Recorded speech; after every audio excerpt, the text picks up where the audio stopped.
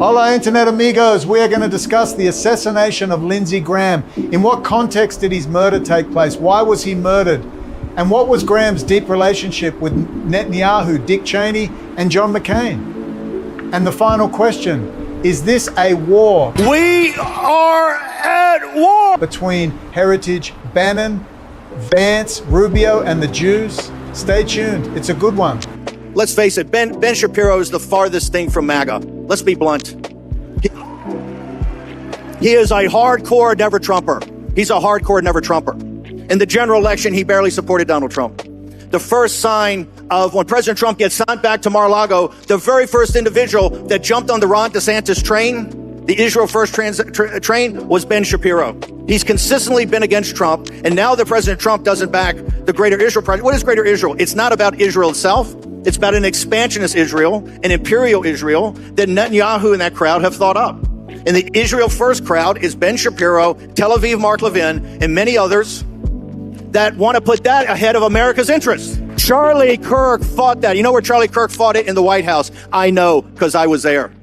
When I went back, Charlie Kirk was working with Sergio Gore, certain people around the vice president, to make sure that we didn't get sucked into a land war, a decapitation of the Iranian elites that would lead to a massive civil war that American troops would get sucked into, because that was Netanyahu's plan from the beginning. And we know that.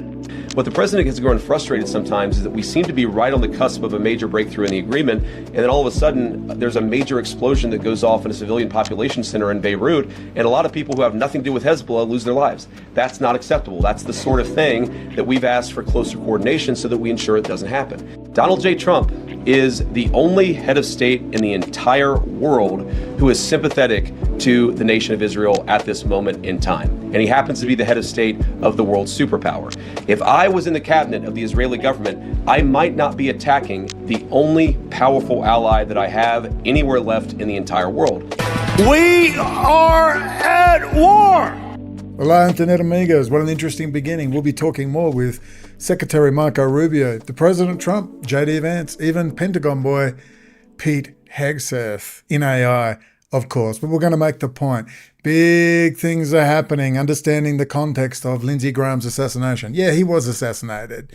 Yes, he had a medical history as a former RN, long travel on an aircraft, thrombosis or whatever. They're saying he's aortic wall weakened.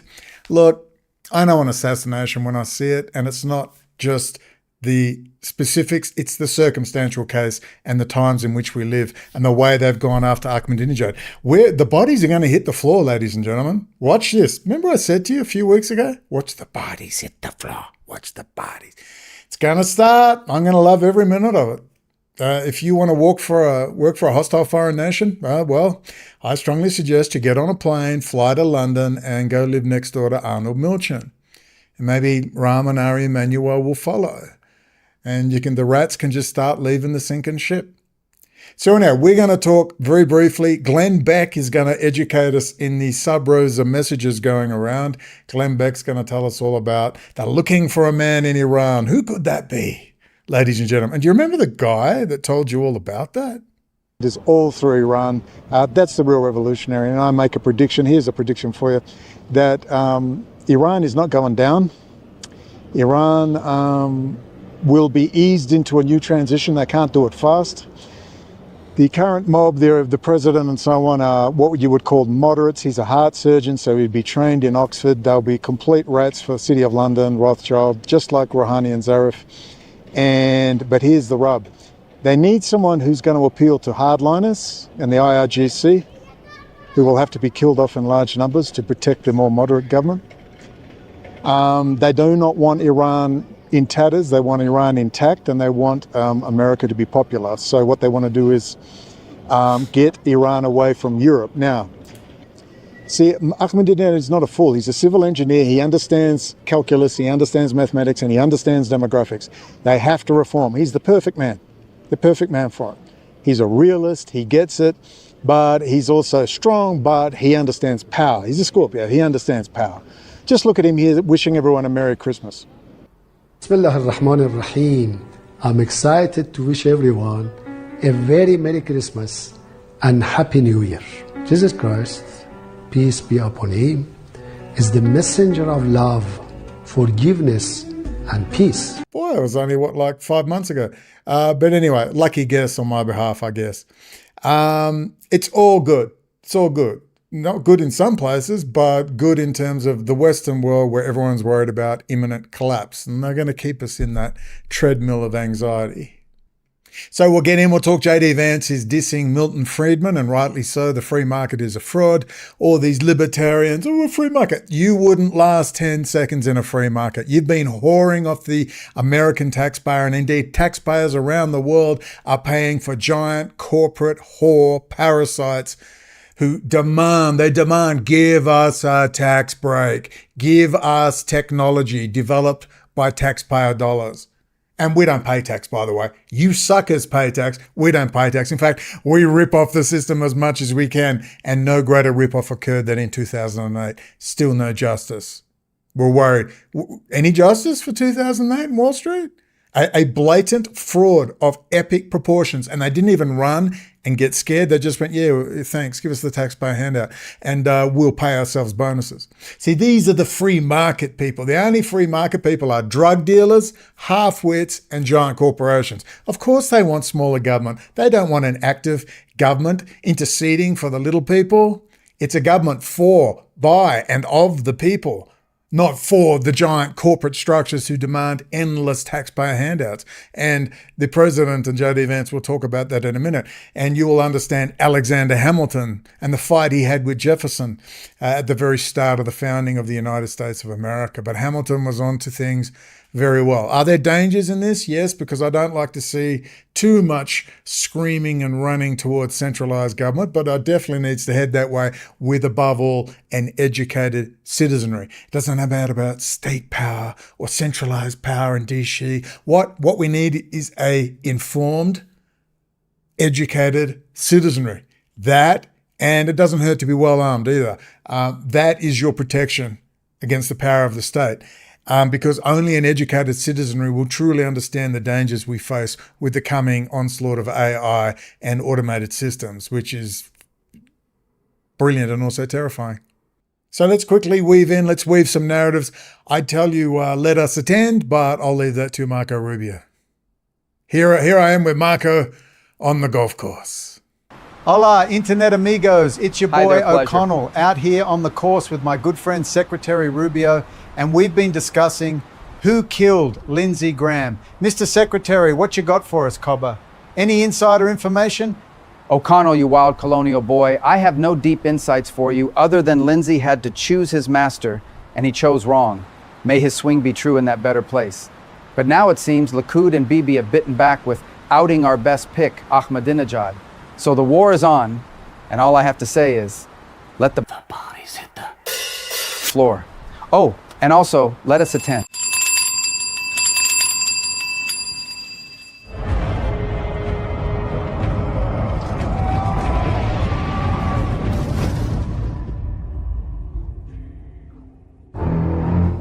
In cyber is a real domain of power. In cyber is a real domain of power. Now there's an intro, ladies and gentlemen. There's an intro. Now, before we talk Glenn Beck, this is actually very important. I don't know why Glenn Beck exactly has been chosen for this role, although I do know he talks to Trump quite frequently. He's actually very articulate, little grandiose, but he's got that great radio announcer voice, and he's a servant of power, like another Tucker Carlson, a dog looking for a master. However, he does weave a good narrative. And we're going to hear this is Trump is hunting for someone in Iran. It's not who you think. Oh, I think we know who it is.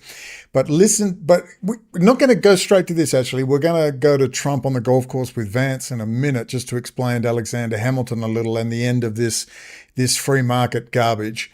But I just want you to ponder as you watch Trump swinging on the golf course.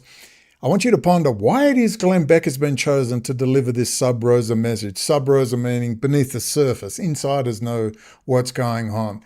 So they are preparing the ground for Ahmadinejad. And for when it happens, and it will happen, I'm very confident, don't think I have an inside run. No, it's called analysis. It just happens to be through a series of events, divine providence, synchronicity, whatever you want to call it, that I just happened to pick up on what a extremely honest and decent politician and nationalist Ahmadinejad was, and the way he was treated when he started calling them out. Well, his speeches were like the American Carnage speech of Trump, written by Steve Bannon in 2016. They're almost not identical, but in theme and tone, they're almost identical. And just when I looked at it all, I thought, well, it's the age of pragmatist Hamiltonian political power. Okay, well, that's your perfect guy. He's not going to like you. Don't ever ask him to like you, but he wants to preserve his country. He's going to look and go, you're going to kill us all, so you have all the stuff. We're not stupid, so I guess we'll do a deal. But we're not going to like you.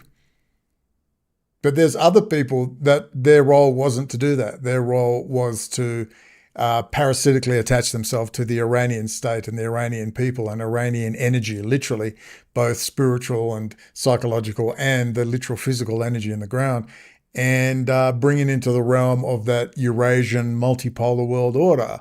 Now that deal is off, and that's why Xi Jinping was told, he didn't throw a hissy fit, the city of London threw a hissy fit and told Xi to release that virus.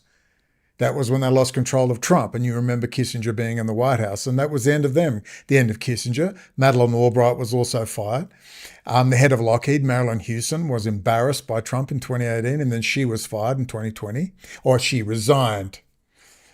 So you can see this process starting, but let's head over, before we listen to Glenn Beck, let's over to the golf course, over to the president. Oh, hola, internet amigos. It's sad not to have my golf buddy Lindsey Graham with me. He was my bridge into the big Dick Cheyney world.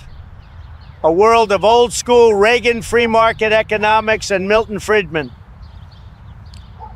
which was really the greatest taxpayer handout in human history post 9/11.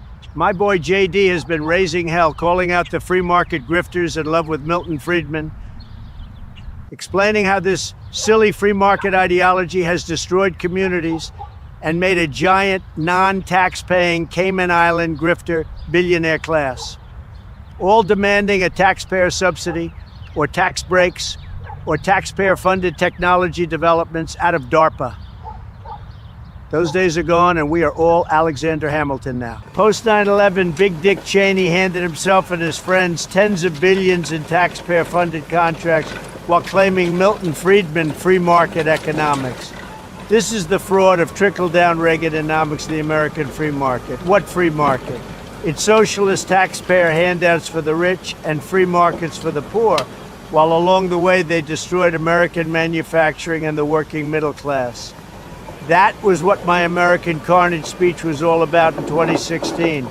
We have been living a free market lie since the end of World War II. So you see, the days of that pretend free market, democracy, spreading, and apple pie are over. We are Hamiltonian pragmatists. We want stability. We want fair and reasonable trade, not a corporate internationalist free-for-all, and damn the consequences to the community and the nation state. Let me hand you over to JD to explain Alexander Hamilton and why I want Ahmadinejad in power in Iran, and BiBi wants him dead. Thank you, sir. Alexander Hamilton fought with Jefferson. It was a complicated and heated time. But when Hamilton's stability was pulled away, we got the Federal Reserve. It's a shame people have to fight, but when you work full-time as an Israeli asset and demand destabilizing regime change and state you follow what BiBi says about the Middle East, which means killing Ahmadinejad, it's time to lay down your golf clubs and head back to the big clubhouse in the sky. Yes. So you've got AI, I presume. You can do a Google search. You can look up Alexander Hamilton, and especially that fight he had with Jefferson. Jefferson wanted a state of gentlemen landowners and who small businesses, and he was paranoid about power and the British Crown, and he wanted totally decentralized power to the states. That was his little plan. Hamilton said, whoa, dude. And not close to the crown. He wanted to be liberated, but he said, whoa, we have to be a little bit careful here, right? We still need a strong central government to protect ourselves from these external things. We've got to build up our economy. And there was this huge fight they had together. It's fascinating history. I think it's more fascinating than the standard founding father stuff, that fight between Hamilton and Jefferson. The bottom line is you're not going to prevent the accumulation of power, whether it goes through the states or through federal. You prevent it by an educated citizenry, which clearly hasn't been done. It's been degenerated on purpose. Tavistock, Edward Bernays, and all the rest. Let's get into Glenn Beck. We're probably only going to listen to 5 minutes total. I'll play the whole thing through. It's worth listening to the entire 13 minutes. He's weaving a narrative. He's going to talk about Vichy France, and what maybe you didn't know in the history of the Second World War was that a large segment of the French Navy was in Morocco. Was it Morocco? North Africa? Wherever it was North Africa. And Winston Churchill actually bombed the French Navy and killed a lot of French troops because he didn't want the pro-German, pro-Nazi French, Vichy France, going in and handing over the battleships and all this infrastructure and personnel to the German armed forces, including the Navy. It's a little bit of history you may not know about. So they bombed that harbour and killed a lot of French. But they were holed up in North Africa, the French Navy was, and when they were landing in North Africa, Operation Torch under Eisenhower, they needed to do a deal to make sure the French wouldn't fight. And Glenn Beck's going to tell the story. He was a horrible man who had cooperated with those filthy Nazis. And Eisenhower got a lot of grief over this by the US Jewish-controlled press at the time. Filthy Nazis. There's interesting stories about when the Allies landed at Normandy and the British and American Sherman tanks were going over the wheat fields. The French farmers were complaining because the Germans have been here for 4 years and never set a foot wrong. Super polite. You only ever hear of the mass roundups, and these things did happen. I know people from Italy, man, and there was they were 15 years old in the village. They used to tell stories about what the Germans were doing late in 1944 when they were getting killed by the partisans, who were the communists, the Johnny and Jilly come-latelys. And you just hear a whole different story about how the Germans were super polite in France, never set a foot wrong, but there were obvious exceptions, but it was always provoked by a German soldier being murdered, so on and so forth. The French resistance was not resistance at all. The French were not interested in resisting. Why would they at that stage? These were the communists who would blow up trains, and the trains would be full of food for the French people, and they were actually not lauded or celebrated at all. They were considered a pest even by the French. But these are other aspects of the Second World War which, don't get discussed. We only get that very simplified white bread version of the Second World War. But you getting back to Vichy France down there in North Africa, they're talking about doing a deal. But anyway, just get past the hoo-ha and the dramatic acting by Glenn Beck, because it's worth listening to. Let's listen to it. Yesterday, I told you that Donald Trump is hunting. He is actually hunting for something in Iran. Ooh. And he's not hunting for a moderate. He is not hunting for a good man. He is hunting for an Albert Speer. You don't know who Albert Speer is. He was a good friend of Hitler. He was the architect for Hitler, a really bad guy, just escaped the noose. Really bad guy. Albert Speer was the least bad of any of the Nazis, National Socialists. Oh, geez, just stop it.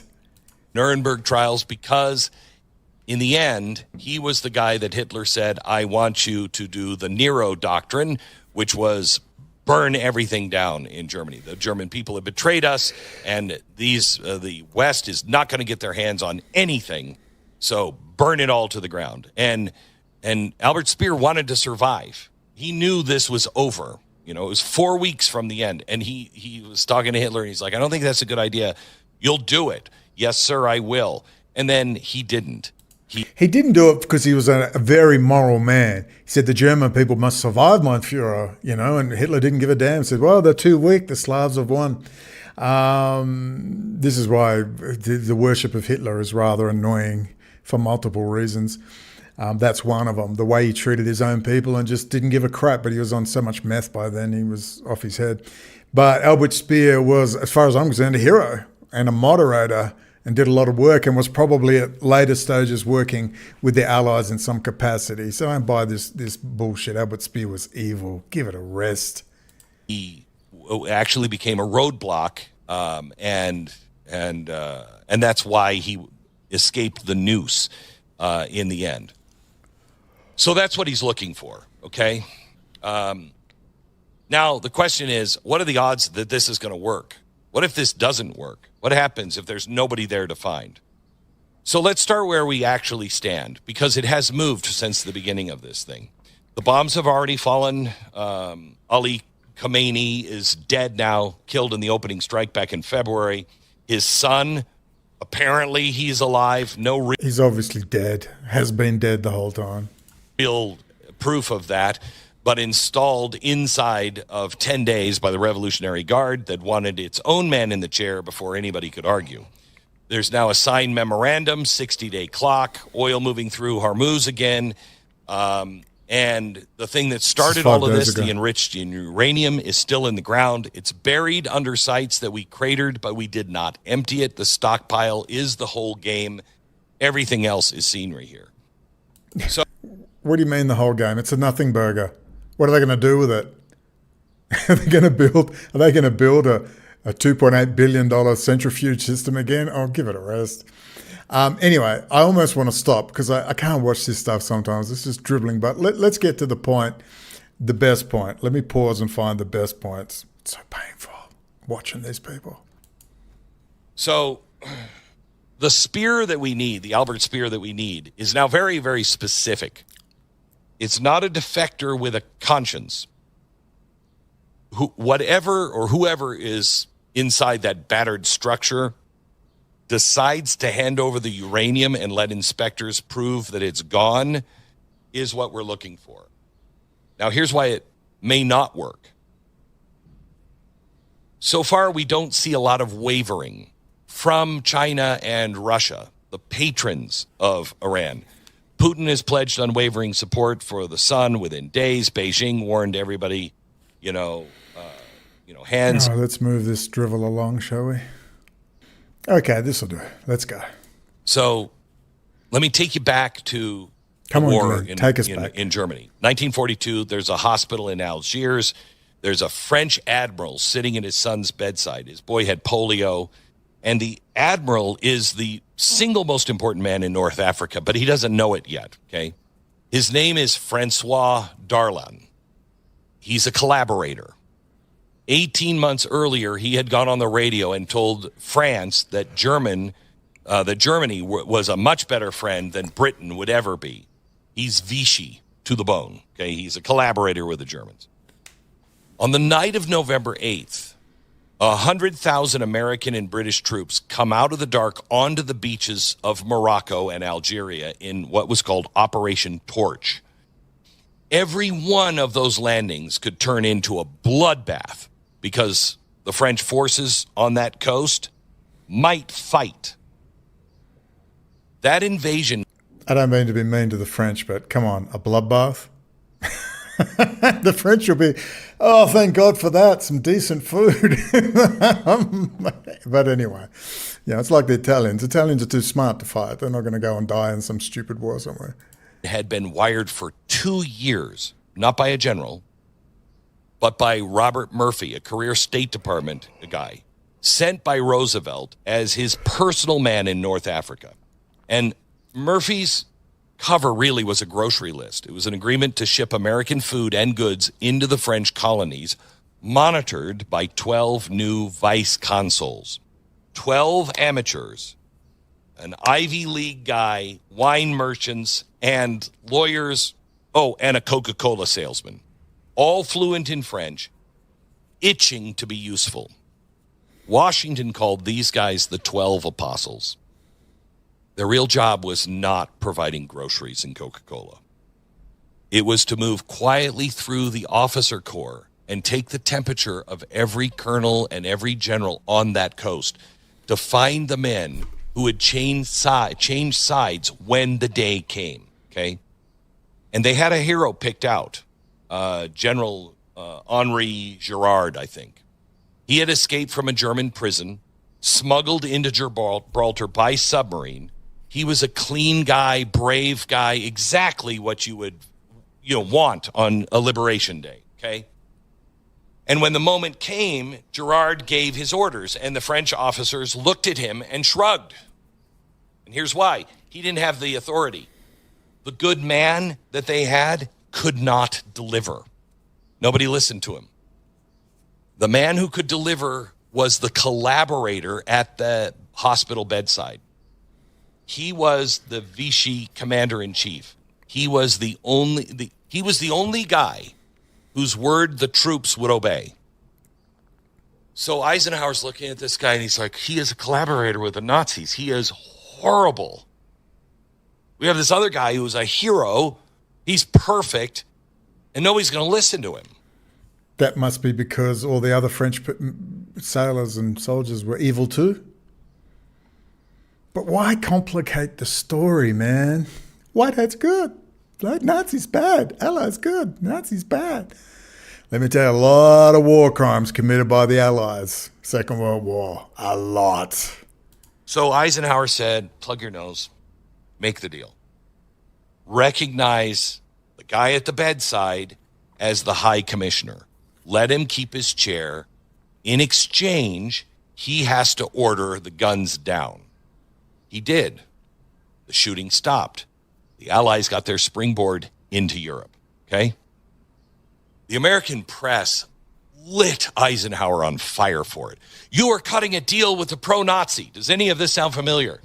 This is going to sound familiar, I'm telling you. You're making a deal with... The answer Roosevelt and Churchill gave was the coldest, truest thing of the whole war. We're not here to reward a good man. We are here to stop the shooting and get on with a beating of Germany. Okay, there you go. There's your answer. That's why they're extending this out. Everyone's stressed out. Wow, we'll do a deal with Ahmadinejad. This then cements Mahmoud Ahmadinejad as the hero himself who's brought order and sanity, and this is wag the dog. This is how it works. That's enough. Just the sight of Glenn Beck, I start feeling ill. It's actually a problem I have. I need to just let them speak, and then I watch it several times to desensitize myself, but I always end up, it's just this drivel. It's like, just tell me, can we just have some truth? Can we just have some balance? Does David Irving have to be, the historian, does he have to be an evil man the rest of his days? I don't even agree with everything he said, but geez, this drivel. 2026 and the Second World War has still never been explained to the average person. Why did so much of Europe cooperate with Germany? Because they were terrified of the Soviet, Bolshevik, hoarded, mad lunatics. That's why. That's what gave Hitler his power. That's why people let him come in. The strong man comes to return order. It's pretty standard practice, isn't it? And you're seeing that happen in the United States. I don't want to equate Donald Trump with Hitler, but it's the same principle that's happening. And it's a little bit worrisome. I got some worries about it. Don't worry about that. Heritage Foundation, they're all big fans of Julie Sivola's sacred tradition. And maybe Europe can stay that way, but not America. But anyway, let's just hope that this is the stabilizing effect. And in actual fact, this is what needs to be done for now. But again, it just gets back to an educated citizenry. But there you go. So they're preparing the ground for Ahmadinejad. So in that final conclusion, you see a ground being prepared. And for some reason, Glenn Beck appears to be delivering this message. I'm not seeing it anywhere else. I'm not sure exactly why. Regardless, I think it's a good piece of information. Again, they're extending things out because there's other issues they would like people to forget. Remember? Yes, and many other issues. I want the US to win, and so far I do like grand strategy, but Donald Trump's personal enrichment program with him and these stinking little kids, I find it just so disgustingly repulsive. It's really annoying. And, it's not like we could just have a quasi-normal person. No, it's got to be Donald Trump because, they'll dispose of him and he'll walk out of there with $8 billion and I guess no one will care. I don't know, America. I hope you don't lose your soul along the way. But here's some footage from a small meeting in a Swiss village. Meanwhile, in a small Swiss cafe, a meeting takes place. You're a piece of shit. You cannot be polished. And I don't know how these rumors get started. Do you know how your silly Ahmadinejad as Mossad agent got started on the alt media monkey rounds? I'm figuring you made it up while on the crapper, hiding from Sarah. Bannon, Vance, and Rubio have a message for you. Its name was Lindsey Graham. Would you like another message? Now, would you like Vegemite on your bagel? No! I do not want Goy Vegemite, thanks. Not even the Nazis were that cruel, O'Connell. Now look, things are complicated. Crikey, watch your tongue. It's a sacred dish of my people. Now listen up. No, you listen up. We have so much dirt on these US elites, we've run out of hard drive space to keep it. We're in all their critical infrastructure. Even the gay CIA yoga teacher admits that. Israel can hack into our cyber systems. They can hack into our core water, power grid, you name it. I mean, China has hacked into our personnel records for the military. Israel is far more capable than China is in terms of cyber capability. Ahmadinejad is never running Iran. We'll burn it to the ground first. So tell your Catholic boy band trio, this Jew is not going down without an unfair fight. We are at war! Now, can I interest you in a date with Sarah? She's a psychologist, you know. Help a Jew out here. No, you're stuck with Sarah. And I assure you, Ahmadinejad will be president of Iran. And Sarah will continue to haunt you, Trump's secret weapon. If I didn't, I have a secret weapon. You know what it is? Sarah. Sitting right up. I have Sarah. As long as I have Sarah, that's all that matters. And you will be playing fourth fiddle to a new Middle Eastern order. Get used to it. Now, how much can a koala bear being in the same room as you? Get it up! Walk carefully, my friend, because a flock of emus may fly in and kick your dunny door down. Okay? What the hell does that even mean? Dunny door? Sheesh. Ho, ho, ho. Very funny. That was fun making, but you get my point. This is the new order that's going to be brought into the Middle East that you saw with that map of Ahmadinejad. That's the new order.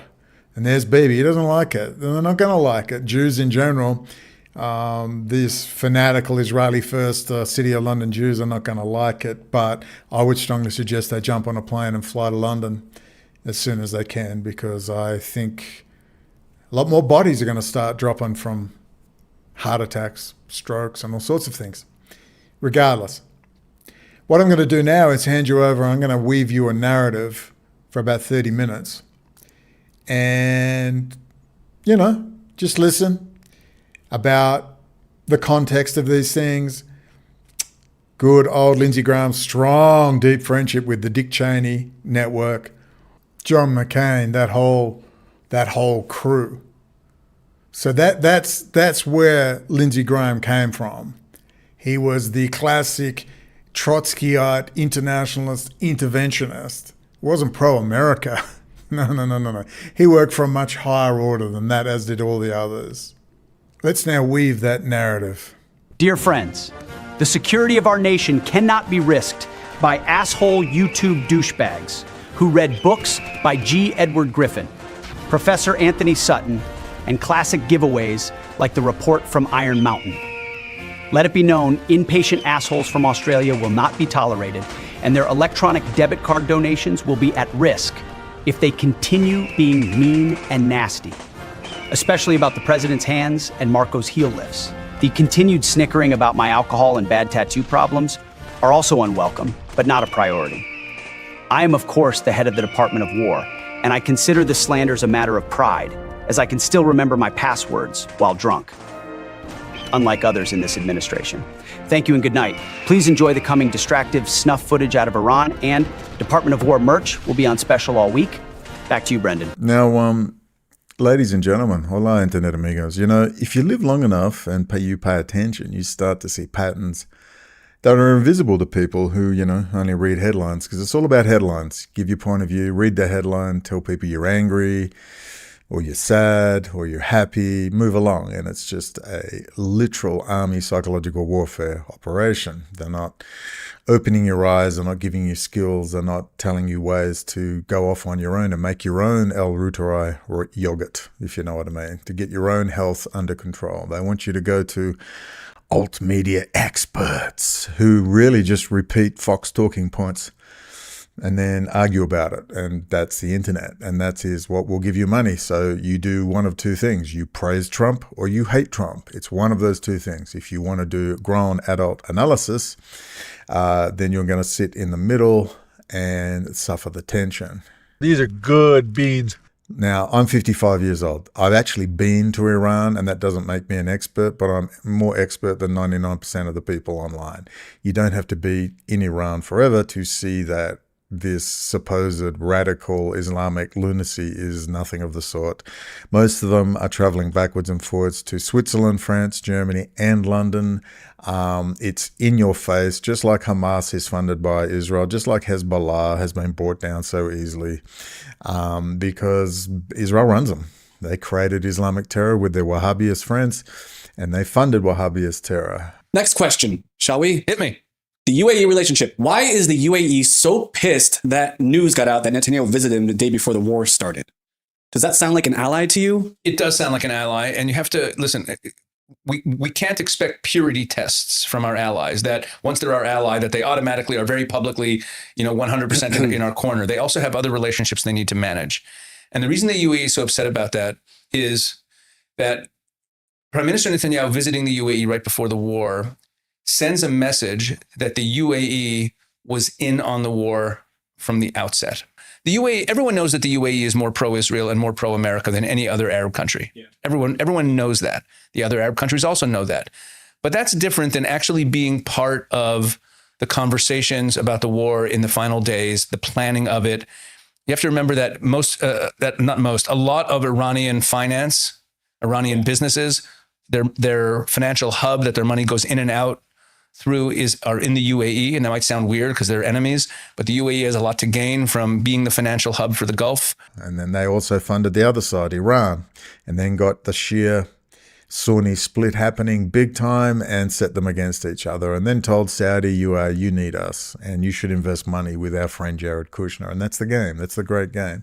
So at 55, going to Iran and being, I could have gone into then President Rafsanjani's funeral, but it was so intense. There's 1 million people. I had to leave. I couldn't handle it. It was I went and stood against a wall. I've never been around so many people. Then I was off to Beirut with Sufyan, and it gives you a good idea. Obviously, you need to spend 5 or 6 years somewhere, learn the language, and it's like I've learned a lot about Mexico in 5 or 6 years, and you get to know what's happening. But in that 3 months, I saw the lie. Everyone wants the Shah back, and they're very pro-Europe. They're not pro-America. They're very pro-Europe. Very pro-Europe. And that's one of the big problems Heritage Foundation will be working on. They don't want Iran to fall into the hands of Ursula and the European Union. So look, at some certain point, you have to stop pretending that politics is anything other than power. Kings are killed, presidents are removed, senators drop dead at every convenient moment. That's not conspiracy thinking. That is history. So here's a narrative I want to put on the table. This is not a courtroom brief.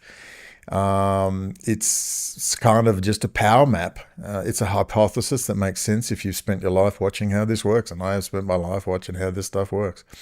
Lindsey Graham was, for all practical purposes, a Likud agent in the United States Senate. I don't want to call Lindsey Graham an Israeli asset. He's a Likud, City of London asset, and always has been.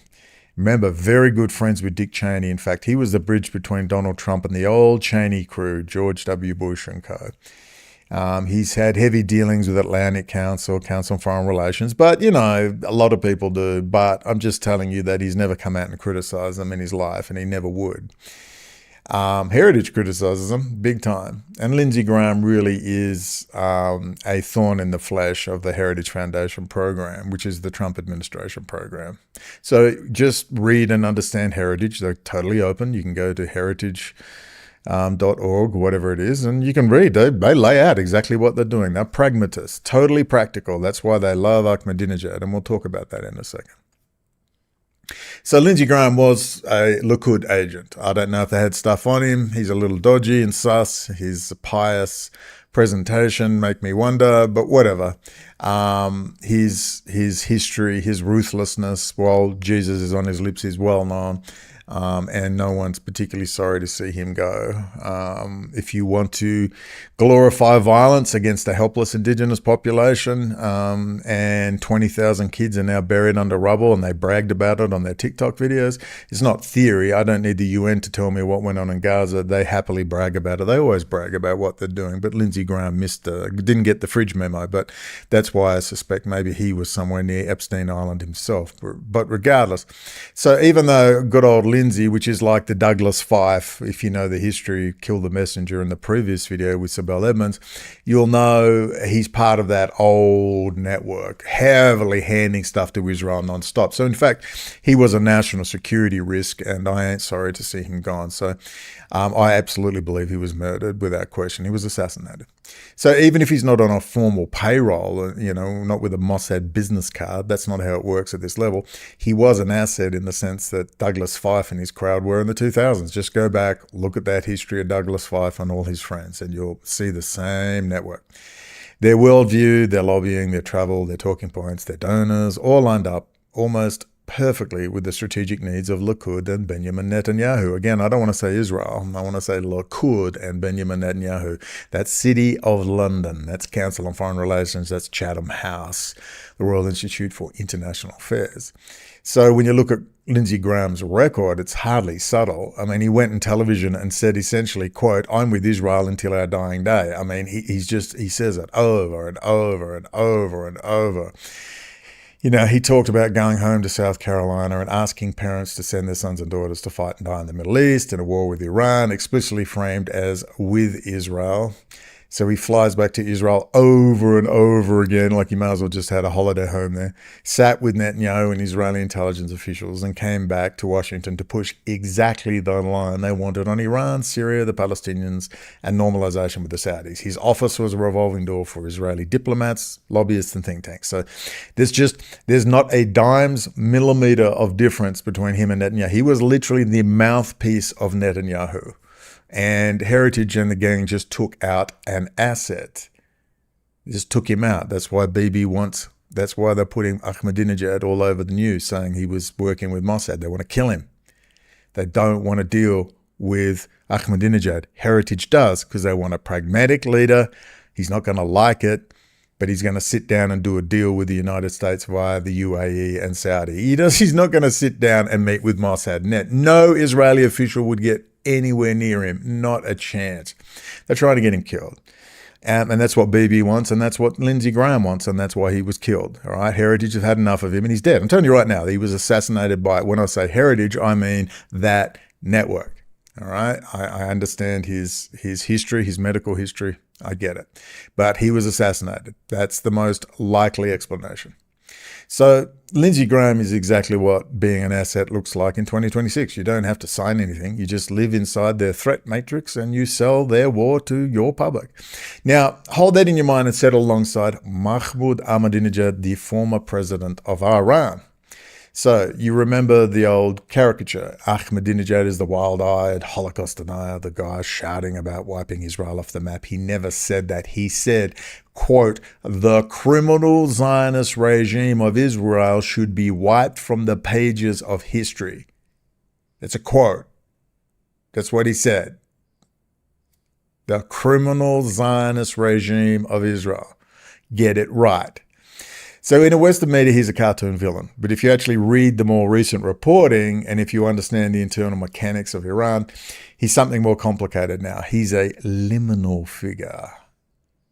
He's been under movement restrictions and effectively under house arrest. He's been sanctioned by the US for the old intelligence and hostage-taking stuff. At the same time, you have serious outlets reporting that Israeli intelligence explored recruiting him, meeting him abroad, even sketching scenarios to bring him back as a post-war leader in some regime change game. And then you have stories of strikes on his residence that read like, it's a Hollywood jailbreak operations gone wrong. All right, he's never met with Mossad. It's a total set-up lie. They're trying to get him killed. BiBi's trying to get him killed. Lindsey Graham was trying to get him killed. Heritage want him alive and well. He's a nationalist figure, and he's going to do what's best for Iran, not what's best for the EU and City of London. And that's the difference you have to understand. Those leaders, those plucky fighters you see, all off their heads on meth and captogen and drugs, why do you think they behave like monkeys in the parliament? You've seen them behave like lunatic monkeys in the parliament. You know why? Because they're off their heads on pills. You don't understand the drug use in Iran. You don't get it. It happens in... I've seen Hillary pop on pills. I've seen Trump pop on pills. They pop pills. They just pop the pills a lot in Iran. And I mean a lot. They have a massive crystal methamphetamine and IV drug use problem amongst their military, their youth, and you're just not going to see it on that news. And half the time when you see them behaving like lunatic monkeys, they're off their heads. They literally are on drugs. They're good old captogen.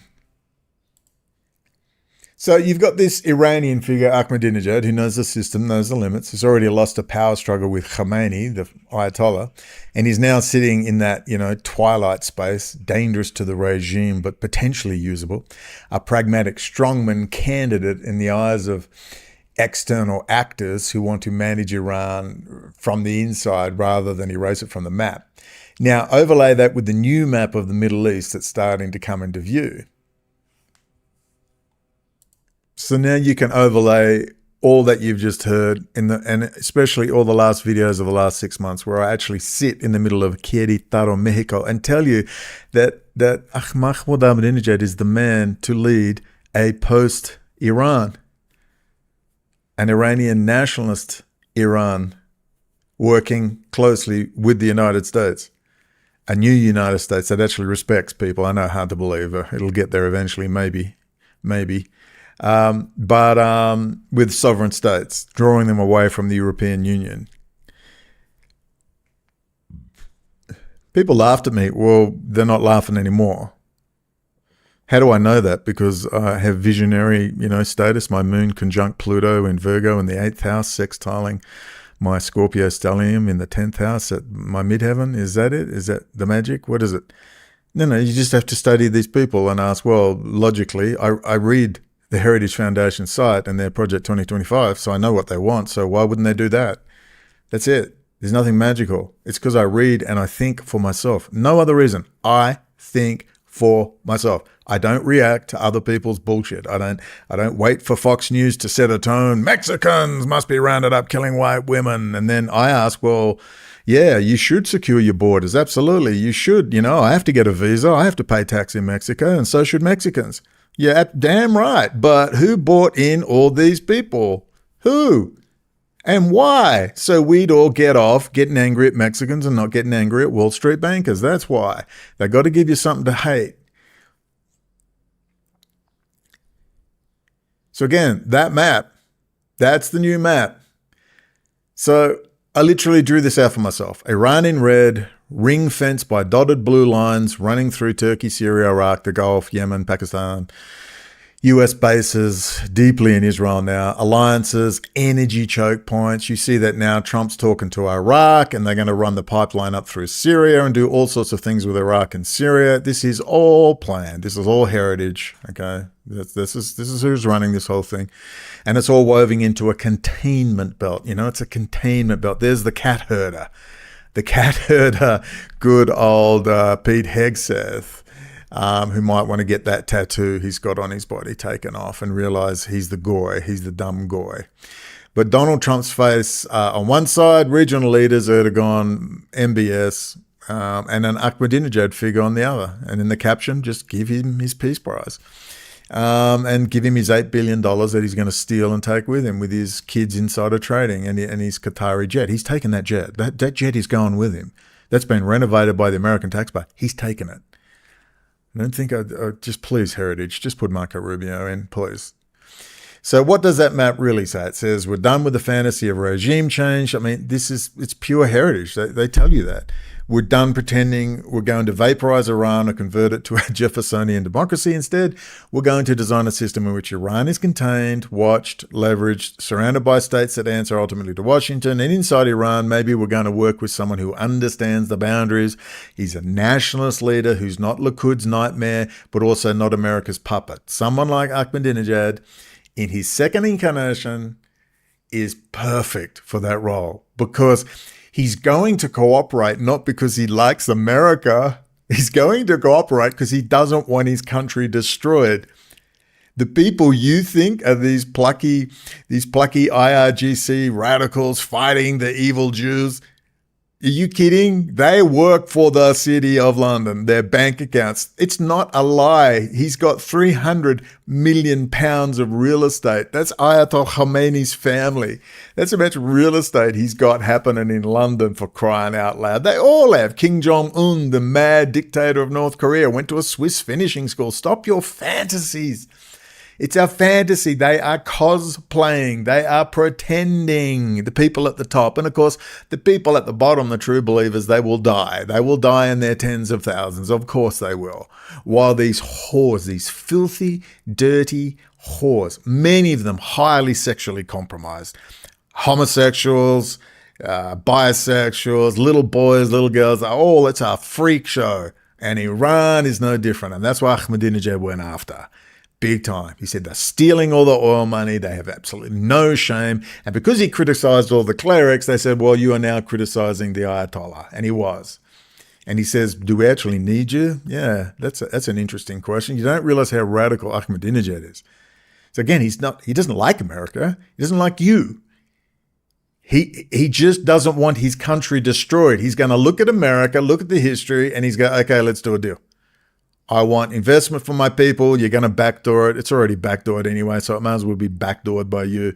And just leave us in peace, and we'll see what happens into the future, because he understands demographics. He totally gets demographics. He's a civil engineer. He gets it. He just doesn't want his country destroyed. And when you look within Islam, and not just Islam, even Shia Islam, it says you don't run out there and die needlessly.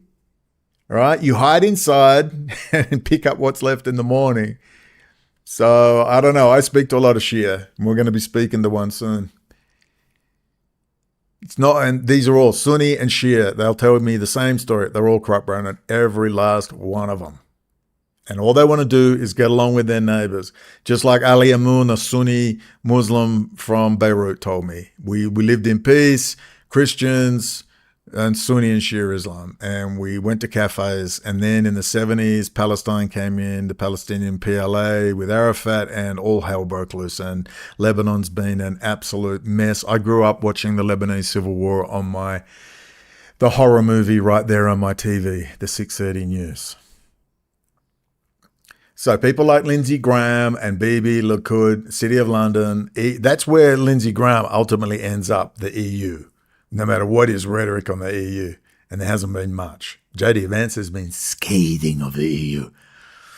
You know, Lindsey Graham, not so much, general terms, because Lindsey Graham is actually a globalist. He's an internationalist. He's a Trotskyite revolutionary. He wants to see lots of death and destruction to preserve the revolution. That's who he works for. So Graham is the face of that old Reagan, Bush, Cheyney, Atlantic Council, Council on Foreign Relations, Kissinger whispering in the background. Free markets as a slogan. Free markets for Dick Cheney's buddies. Free markets for the rich. Pentagon and Wall Street as a substance. You know the story. Small government rhetoric, giant corporate subsidies, talk of freedom and democracy, delivery of endless war on contractor profits. Because it's meant to be an endless war. Because when you're an internationalist Trotskyite revolutionary, you must first destroy before you recreate. It's the old Lodge Masonic method, the same one that built the Bolsheviks. First, you got to build it on the bones of the dead. And Heritage might want to watch, because they're headed right that way with the blood sacrifice of the Gazan people. You know, you telling me you couldn't have pressured Egypt to push them all, just open the gates and let them all move into the Sinai? Wouldn't that have been preferable to just let them sit there and slaughter? Yeah. Nice. Real nice. And all the Jesus on their lips Christians cheering on the murder. Unbelievable. So with Lindsey Graham, the Israelite, that old order is pure Likud. It's all Likud. City of London, unconditional support, embassy to Jerusalem, maximum pressure on Iran, Palestinian question framed almost entirely in security terms. normalization with the Gulf monarchies on Israel's terms. That's why Israel was arming Iran and making sure they got what they needed. And they also backdoored all of Iran. That's why they've just been running amok in Iran. They own that place. Totally own it. Ahmadinejad warned. The Mossad was all through the place, and he's completely sidelined. And again, they let Iran in, and then BiBi runs around to the Gulf monarchies and says, oh, we need a peace deal, the Abraham Accords, with the closet homosexual Jared Kushner, creepy Jared as they call him in New York, and we'll help you stop these evil Iranian Shia from using an atom bomb on Saudi. So that's what they were looking for. Now, US troops and treasure as the muscle behind a very specific Israeli vision, Greater Israel. Bannon's come out. He's deep in with heritage and just said, you are not having Greater Israel. You've seen JD Vance being apoplectic to BiBi, getting in his face. So the fight is real. I'm just not sure how much better heritage will be. Well, they'll definitely be better. But better for who? Well, that remains to be seen as we move into the age of AI and automated systems, which is the big worry. Now, when you look at the people who are arriving on the scene, it's a different language. So J.D. Vance stands up and starts attacking Milton Friedman and Margaret Thatcher. He says the GOP is, quote, done pretending it loves markets. I mean, this is big, man. If you understand politics, this rhetoric is strong, and I mean strong. Just like Trump saying the EU was created to screw the US. I don't think people quite... Have you ever seen it repeated anywhere? Most people said, I've only seen you talk about it. And they look around, they're on X, they never see it repeated, that Trump went after him on that. Now, he talks big on Alexander Hamilton about industrial policy, about using the state to shape the economy. Yes, that's right. You do use the state. Yeah, that is correct. They set the rules to stop greedy little whores from destroying other people, getting out of control. Giant corporations are not meant to take over the government. The people own the government. Government for the people, by the people, of the people, but they've done all they can to make sure they've dumbed down the stupid people. They've flooded mass immigration in. The average Mexican couldn't give a damn. They just want to make sure their kids are going to be able to go to school and they can get some free stuff. And many of them work damn hard. So Heritage rolls out Project 2025, a blueprint for seizing the machinery of government, purging a huge chunk of the bureaucracy, politicizing the agencies. Bannon talks openly about dismantling the old order, about nationalism, about controlled retreat and re-anchoring sovereignty. Now that is Hamiltonian American power. Drop the mask, admit the state is a weapon and fight over who wields it. Love it. I love it. Become an empire, America. Fine. One way or the other. Become the empire. Dominate the damn planet. But are you just going to be a greedy whore Roman Empire, or are you going to free the slaves? And that's going to be up to Americans, isn't it? I don't care either way. I'm not outcomes focused. I just want this bullshit charade over and done with. I just want you to wield power openly. Are you with us or against us? Very simple. And actually do it. And then look after the people, but not just talk about Americans, talk about the whole world. So from that perspective, Israel is not a sacred cause, it's a node, and that's why they're filling Israel with US bases. Now, I told you they were going to have to invade, said that back in 2020. The City of London is not the center of civilization, it's a rival architecture, and that's why you saw the king running over to see the president begging for a role in the Middle East. Brussels is not the moral core of the West. It's a technocratic parasite. Say that again. Filled with drug. I've heard so many stories about Brussels. So many stories. The amount of dodgy drug dealers and just people that are based there with their fake mining companies. It's unbelievable. Just down the road from NATO, because they're all liaising to get into Africa with NATO and, kill as many as possible. So Primakov's multipolar doctrine, Russia, China, EU, Israel, Iran, all woven into the Eurasian world island. It's not a neutral description, it's a competing design. So if you're a serious US nationalist sitting in that Hamiltonian camp, and I mean, there was fighting big time between Hamilton and Jefferson. Jefferson imagined this gentleman landowners going about their business, decentralized power to the states. Hamiltonian said, no, if we're going to survive as a nation, we've got to get a central bank, we've got to get power centralized, and I'm all for the centralization in Washington. I'm all for it, with an engaged citizenry. with an engaged citizenry. If you stick it in the States, they corrupt first. They go downhill first. The cure is not whether it's state power or federal power. That's not the cure. The cure is an immune system of an engaged, educated citizenry. So either way, the argument about state power, federal power is irrelevant because they're all whores. They're all corrupt. Stop it. Let's talk about something else. Let's talk about centralized power, transparent, and in the hands of the people. Let's talk about that. Why don't we talk about that? Because that's the reality today. Until you take down this world parasite once and for all. And it'll be up to Americans, not them. Don't cross your fingers and trust the plan. It's up to you. If you don't want to take part in politics, oh well. Then maybe you do need to go into a smart city where children can go, like a little kindergarten where you can be observed and make sure you run with safe scissors and you let the grown-ups get together and the rest of you can rot in a smart city. I couldn't care less. We're in a stage now where the world hangs by a thin thread. It's in the verge of some of the biggest technological advancements in history that'll either take us to the stars or kill every last one of us. So that's where we're at. We're at a we're in a frontline battle. We're in trenches and I don't care about your fucking feelings. Just get the fuck out. Get out of my fucking way. If you're not willing to pick up that firearm and point it in the right direction, you are a fucking menace and you are going to get me killed. If I had a family, you'd be getting those killed and I am not interested in your fucking feelings. So when you look at a map of Eurasia, you see Kissinger, Primakov, Rothschild, Netanyahu, Putin, Xi, Ursula von der Leyen, and they're all the faces that have stitched together this multipolar Eurasian fabric. This is a City of London operation, and the job of the US with the Cheyney crowd was to destroy everything to create that model. So you see Israel talking. Remember, Dick Cheney hated Kissinger with a passion, but there they were working hand in hand. So you see Israel talking to Russia about free trade and security guarantees. You see Ahmadinejad at the edges of the Israeli regime change fantasies and Iranian containment. And you see British elites who, to quote Peter Wright, were half Soviet assets in the old days. And they're now playing Russia, Israel, and the City of London simultaneously. So you ask yourself a straightforward question. How do we break this? You don't break it with op-eds.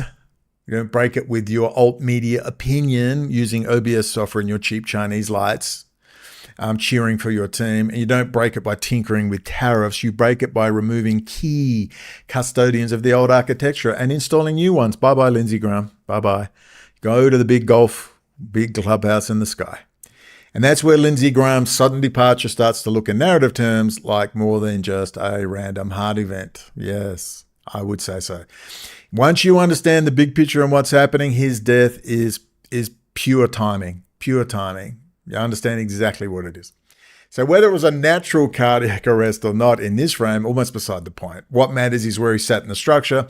A Likud asset in the Senate, one of the most reliable transmitters of Netanyahu's line on Iran, a defender of transatlantic globalism, a man deeply embedded in the Cheyney-Kissinger network, close to Atlantic Council, close to the whole foreign policy establishment that has been screaming about heritage and J.D. Vance and authoritarian nationalism. Remove him and you don't just lose a senator, you knock out a symbol, an amplifier, a conduit. I said let the bodies hit the floor. Start sending messages to these people. Tell them to get on planes and go to their natural home, Highgate, London, where some big English lads, the heavers of the world, might be waiting for them. So tie that to the tightening of the screws on Ahmadinejad. He's under house arrest. His movements are constrained. He's been probed by foreign services. His compound has been hit. He's simultaneously a threat to the Iranian regime and a potential lever for external players. So in my map, he's the figure standing in Iran as the ring closes around him. Likud hates him. Graham would never accept him. You know, Glenn Beck, you saw Glenn Beck earlier. Well, we're looking for a man. I mean, he's such a sap, Glenn Beck. But there you go. He's very close to heritage in the Trump administration. They're sending their messages out. So the old order can't integrate a nationalist Iranian pragmatic leader into their design. He wrecks the permanent crisis narrative. Very important to understand. Ahmadinejad indicates stability. Everyone gets in line. They rebuild the region. The US keeps putting their bases in, maintaining their power. Just leave everyone alone. Leave the Arabs alone. Apologize. Build up. Let them get back to work. And we'll see what happens after that. But the Hamiltonian US nationalists can use him, not as a friend, but as a tool, a known quantity. A strongman who can be slotted into a containment architecture that keeps Israel on its toes, keeps Russia from owning the entire security game, gives Washington a hand on the internal valve in Tehran. At the end of the day, he's a nationalist who's going to look after his country. He's not going to look at America and go, we shall dive into hell, in Allah Akbar. It's not going to happen. He's going to go, we need to preserve our people, preserve our culture, preserve our industry, preserve our economy, preserve our architecture, preserve 5,000 years of Persian and culture. That's what he's going to do. That is the normal way to think from a normal human being who's a nationalist. All right, they're not nationalists. Zarif's not a nationalist. Rouhani's not a nationalist. They work for foreign powers. They are not wonderful people. All the IRGC are whores, all their bank accounts, just like the Chinese Communist Party. They love their country so much, all their bank accounts are in Australia. Yeah, of course they are. Like Xi Jinping, his entire extended family live in Australia with permanent residency, with billions of dollars sitting in Sydney bank accounts. So, Kissinger. Now, the Times of Israel calls him the backdoor man of American politics, one of the most important articles you will ever read. Thank you, Times of Israel. The Israeli press tell me everything I need to know, and you've never seen that article anywhere else besides me. Let me guess.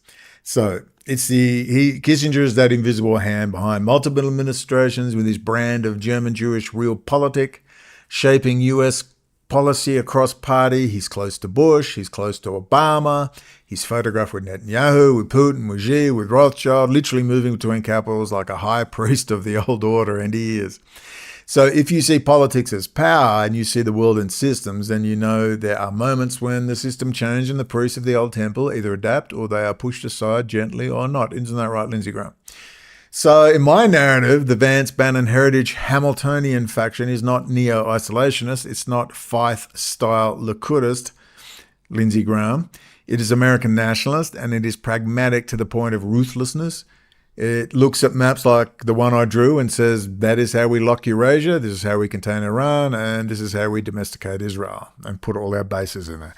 This is how we'll run the AI in the region, the Bonting Cloverleaf map, which will receive the most data in the world, right at that point. That's why they're building huge AI data centers there with nuclear reactors in time. And this is how you reduce the London, Brussels to subordinate nodes, not co-equal centres. In fact, they need to be dismantled. Free the UK, free the Europeans, maybe one day. So Lindsey Graham was really just one of those key figures standing in the way. Those social networks they embody, and they needed a message too. Well, there's the message. Let the bodies hit the floor, and he won't be the last, I promise you. So a 71-year-old senator, he's just returned from Kiev. He spent his entire life carrying water for the old strategic design, and he dies suddenly at home at a moment when his faction is openly at war with the Hamiltonian nationalists. That's J.D. Vance and others, and Bannon and Rubio. At this moment, the Ahmadinejad file is being moved around like a piece on a three-dimensional chessboard. You can choose to shrug or call it coincidence, whatever you want. Or you can say it fits the pattern, and I tell you, it fits the pattern, exactly. So, and it's a wonder why they didn't do Charlie Kirk the same way, but they didn't. They chose to do it in public with that very silly operation, isn't it? And who benefited from that? Very interesting. So it fits the logic that runs from Caesar to JFK, from palace coups to purged politburos. I mean, it's no different, bro. If this was a key, Putin advisor and he died suddenly, I think we'd all be pretty sure what had happened, wouldn't we? So when new factions decide the old ones aren't just wrong but dangerous to the new design, they stop debating them and they start removing them. Quietly if they can, spectacularly if they must. So I'm not claiming a smoking gun here. I'm not waving a forensic report. I'm just doing what a serious observer should do. I take a series of small facts, Graham's role, his donors, his Israel travels, Atlantic Council speeches, Ahmadinejad's status, his contacts, his house arrest, Kissinger's close, capital presence backwards and forwards, Primitive Doctrine, Heritage's blueprint, Vance's Hamiltonian rhetoric, the little map I made all those months ago when everyone laughed at me about Ahmadinejad. Well, they're not laughing now. You can step back far enough to see the shape they form. And it's just a basic struggle between two orders right now. and are basically an American nationalist order. They are not Zionists. They don't give a crap about Israel. They just give a crap about an Israel they can put US bases in. That's how they see it. And one is the Likud, Kissinger, Cheyney, City, Eurasian matrix that has run the show for decades, the last 70 years, under the banner of free markets and liberal order. And the other is the US nationalist Hamiltonian project that wants to rewrite the operating system, fold Israel into a disciplined architecture where they've got to slap them around and put them in control. And look at BiBi talking about Lindsey Graham. He's in shock. He's worried. He knows. You can see him thinking, use Iran as a contained node rather than an eternal pretext, and you cut down the external elites from London to Brussels. They've been riding on American power, parasites sucking on that energy and causing a lot of death and destruction. And then everyone hates America, and that was the plan. Could you imagine post-World War II when Africans were naming their kids George Washington and Abraham Lincoln and loving America? Maybe those days can come again. We'll have to wait and see about that. But in this struggle, we see unfolding. People die, sometimes publicly, sometimes quietly at home. Whether you can prove the chain of causation in a court is one question. Whether it makes sense in the language of power is another. And in the language of power, Lindsey Graham was assassinated. He was murdered. And so I would say, quote me, Lindsey Graham was killed by nationalist US forces and others may follow. End quote. And it's not a wild hallucination. It's a way of naming the cost of redesigning an empire. Kings are killed, senators too. The map changes. And the story we tell about it decides whether we see what's happening or just watch the headlines go by and pretend it's all random, and we sell coffee mugs and T-shirts. Don't forget to like and subscribe. Department of War merch will be on special all week. Back to you, Brendon. Well, in conclusion, very brief conclusion, I think it's absolute certainty that Lindsey Graham was assassinated. We don't know. We weren't at the autopsy. I just know timing is everything. The context of everything that's happening at this time, it's like a circumstantial case. You don't have the smoking gun, but when you look at every little fact and put it all together, you can build that circumstantial case. I believe he was assassinated, and I believe he was absolutely a very highly compromised asset for Likud, City of London, and good riddance to him and everyone like him. Now we see a new order coming into view, a very pragmatic order, but it's also got an awful lot of flaws. So cheer when it's right to cheer, and criticize when it's right to criticize. We're never going to get exactly what we want, but right now a lot of good things have happened. Okay, ladies and gentlemen, we'll talk again very soon. Hora Hafez, Jumpalagi, Jumpananti, God willing, Mahmoud Ahmadinejad will be president.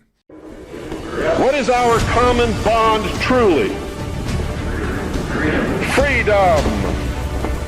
Freedom. Without freedom, you can't be a Christian no matter what denomination you belong to. You can't be a Buddhist. You can't own a donut shop. You can't drive from here to Oregon. You can't be an American, because that's what it's all about, and that's the only thing that it's all about. Nothing else. Nothing else. It's about freedom. Only freedom.